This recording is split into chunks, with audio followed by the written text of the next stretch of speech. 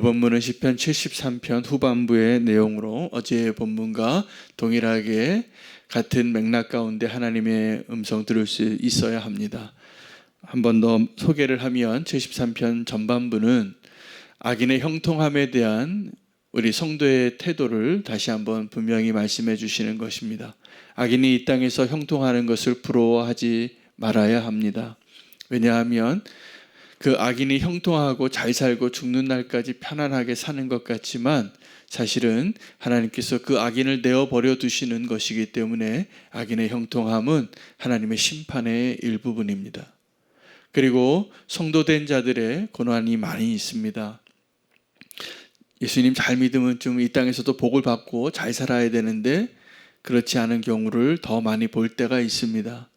성도의 고난과 실패와 좌절은 우리의 마음을 무너뜨릴 때도 많이 있지만 그것 자체가 사실은 하나님의 은혜의 일부분이라는 것을 우리가 말씀을 통해서 발견하였는데, 이 모든 깨달음을 언제 깨닫게 됐냐 하면 오늘 시편 기자가 성소로 향하는 그 문에 들어가면서 깨달았다는 거예요. 이 예배의 시작이 언제인지 우리는 알아야 됩니다. 오늘 이 예배의 본질이 무엇인지를 알아야 합니다. 오늘 이렇게 성전에 나오실 때 이미 예배가 시작이 된 겁니다. 주님을 향하여 우리가 눈을 떠서 오늘 그래도 피곤한 몸을 일으켜서 주님께로 나와야지, 그때 예배가 이미 시작이 되는 것입니다. 그리고 오늘 이 시편 기자는 성소를 향하여 들어갈 때 놀라운 깨달음을 얻은 거예요. 그 깨달음은 이 악인들이 얼마나 미끄러운 곳에 있는가를 본 것입니다. 여러분이 미끄러지다는 것은 실족하다라는 것이죠. 그런데 이 실족하는 것이 시편 기자가 이 의인이, 이 성도가 이렇게 고백을 했거든요. 73편의 전반부 내용에서 내가 미끄러질 뻔했다고. 여러분이 미끄러질 뻔했다는 것이, 실족하다는 것이 무엇을 의미하냐 하면 오늘 그것을 설명합니다.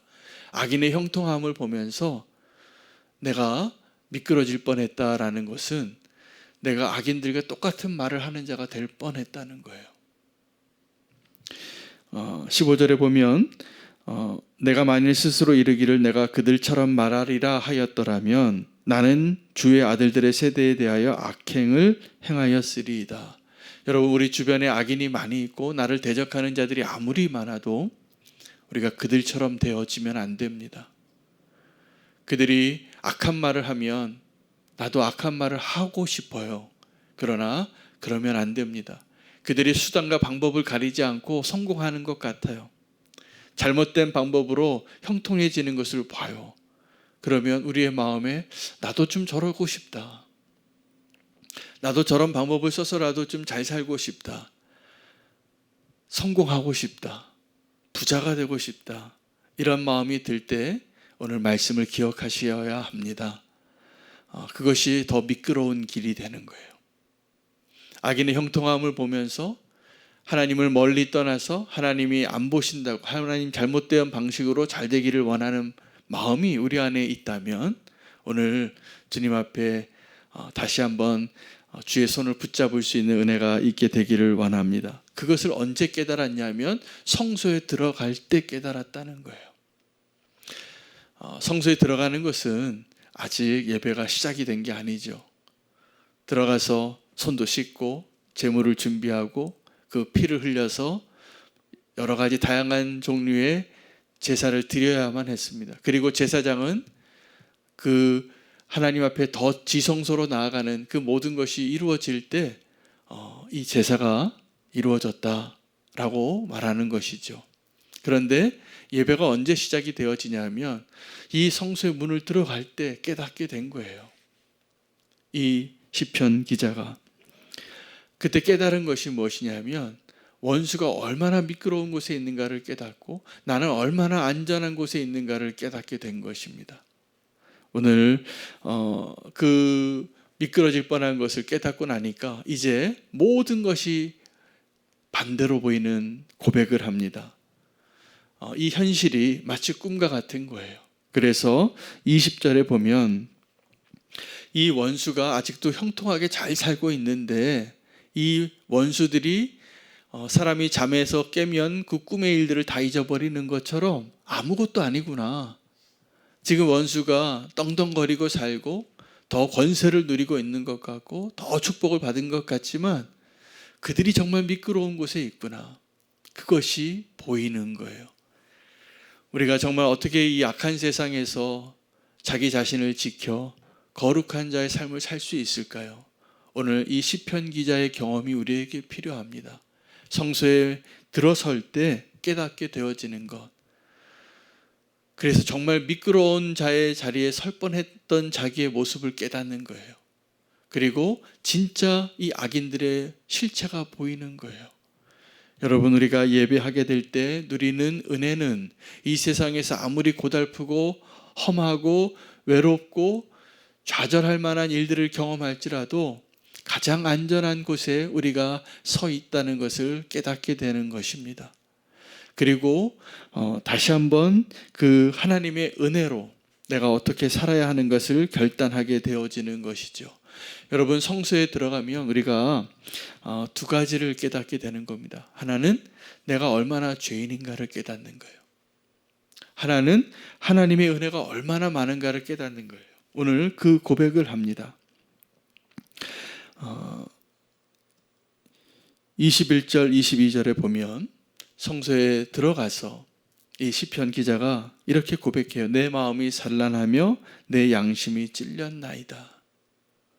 아마 죄를 짓지는 않았는데 그의 마음 가운데 나도 저 악인들처럼 나도 좀 악하게 되고 싶다.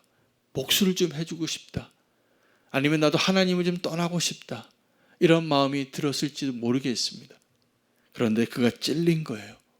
마치 다윗이 사울 왕을 죽일 수 있었는데 죽이지 않고 옷자락만 베었는데 그것 가지고도 마음에 찔리는 자가 되는 것이죠. 이게 어디에서 일어날까요? 성소에서 일어나는 일입니다. 그리고 하나님의 그 신실하심을 깨닫게 되는 거예요. 22절에는 자기의 죄악과 실체를 한 번 더 어떻게 고백합니까?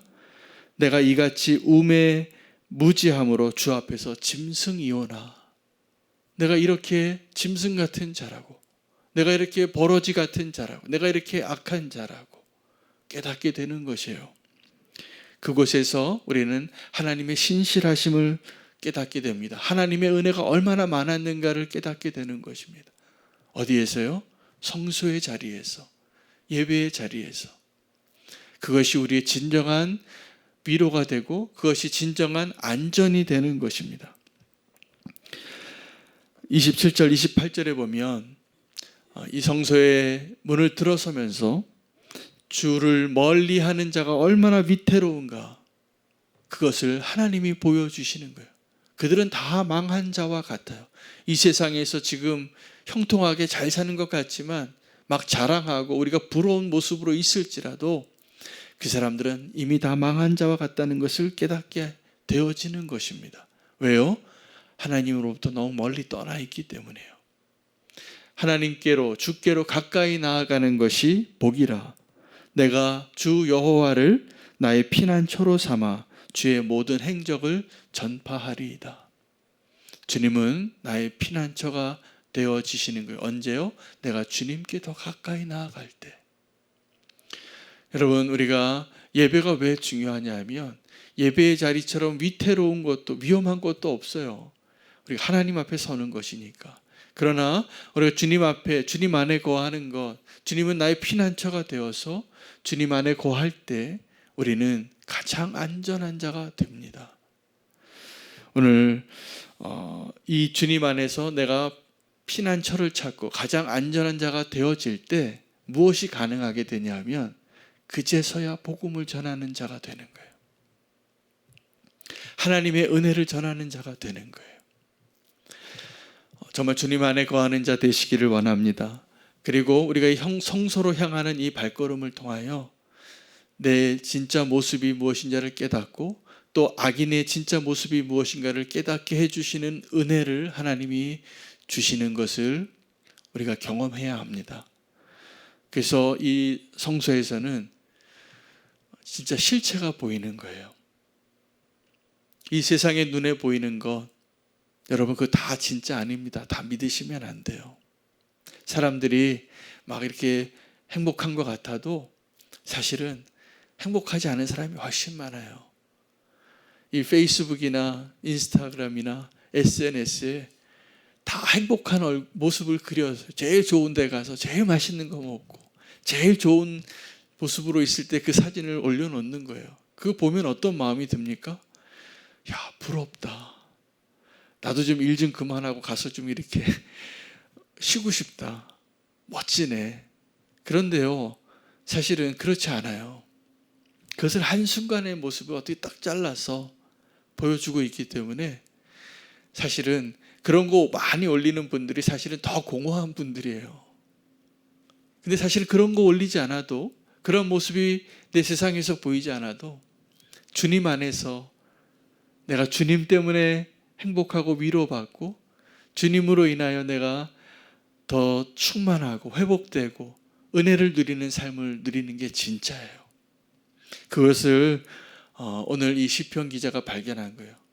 그는 이 세상에 있는 아주 화려하고 악인들이 형통하고 악이 관영하는 그 자리에서 나도 하나님 없는 자처럼 하나님 멀리 떠나서 나도 그들처럼 말하고 그들처럼 살고 그들처럼 반응할 뻔한 그 자리에서 돌이키는 경험을 기록한 겁니다. 미끄러질 뻔한 거죠. 그리고 깨닫습니다. 저 악인들이 얼마나 미끄러운 데 있는지. 그들은 곧 사라질 것처럼, 곧 망할 것처럼 있는 자들이었어요. 왜요? 하나님을 멀리 떠나 있으니까. 여러분, 주님 안에 온전히 거하시고 예배가 언제 시작되어지는지를 깨달으시고 주님 안에서 진짜 실체를 볼 수 있는, 미끄러지지 아니하는 그 은혜가 오늘 저와 여러분 가운데 있기를 축복합니다. 오늘 말씀 붙잡고 우리의 피난처 되시는 주님께로 더 가까이 나아가기를 원합니다. 그것이 우리의 복입니다. 함께 기도할 제목